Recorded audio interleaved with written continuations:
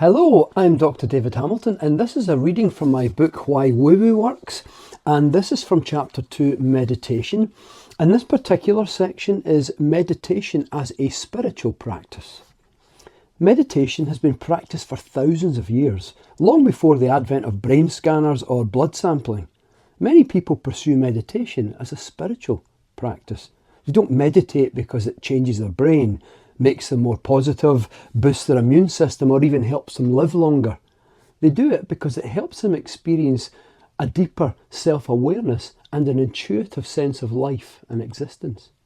It's commonly believed that the purpose of meditation is to help us to stop thinking, and as a result, many people give up the practice after a couple of weeks because they find themselves still thinking thoughts during a 10-minute sitting. While the mind does indeed tend to become more still during meditation, that isn't the goal of those who pursue it as a spiritual practice. The practice in meditation isn't not to think, but to notice that you're thinking. The goal is awareness. Stillness is a side effect.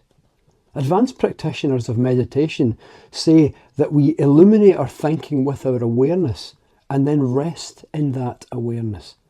With awareness, we can be in a silent place or in an extremely noisy one. But no matter where we are and in what context, we can still feel calm and still. The setting in which we find ourselves becomes part of the practice, filled with objects, noises, and experiences on which we can let our awareness settle. As the practice deepens, we become more aware of our own being, the spiritual presence deep within ourselves that gives rise to thoughts and feelings. The goal of advanced meditation practice is to bathe in this awareness. In time, we learn to spend more and more of our time in that mental and emotional state of awareness, not only during a meditation session, but also in everyday life as we go about our business. Routine tasks then become part of the meditation practice, and life itself becomes a meditation. Meditation is ultimately a spiritual practice then, but even with just a little practice, its fruits can help us experience more peace and joy in our lives. Living in the present moment. Advanced practitioners of meditation also notice that objects in the environment take on a deeper, richer appearance. Colours seem to be more vibrant, objects more real.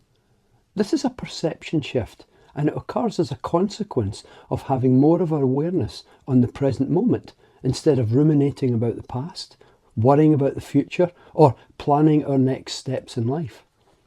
Meditation trains us to focus on now, and in the now, we begin to notice more of it, the things that surround us, colours, textures, and even the happenings in the lives of loved ones that we sometimes miss when we are preoccupied with the contents of our own mind.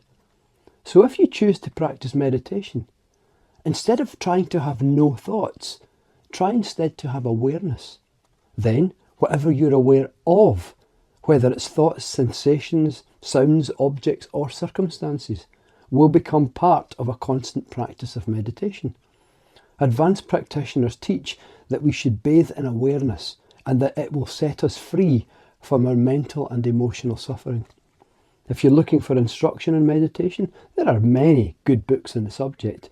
I recommend Wherever You Go, There You Are by Jon Kabat-Zinn, who is Executive Director of the Centre for Mindfulness and Meditation at the University of Massachusetts Medical School, How to Meditate by American Tibetan Buddhist Pema Chodron, and Mindfulness in Plain English by Sri Lankan Theravada Buddhist monk Bhante Gunaratana.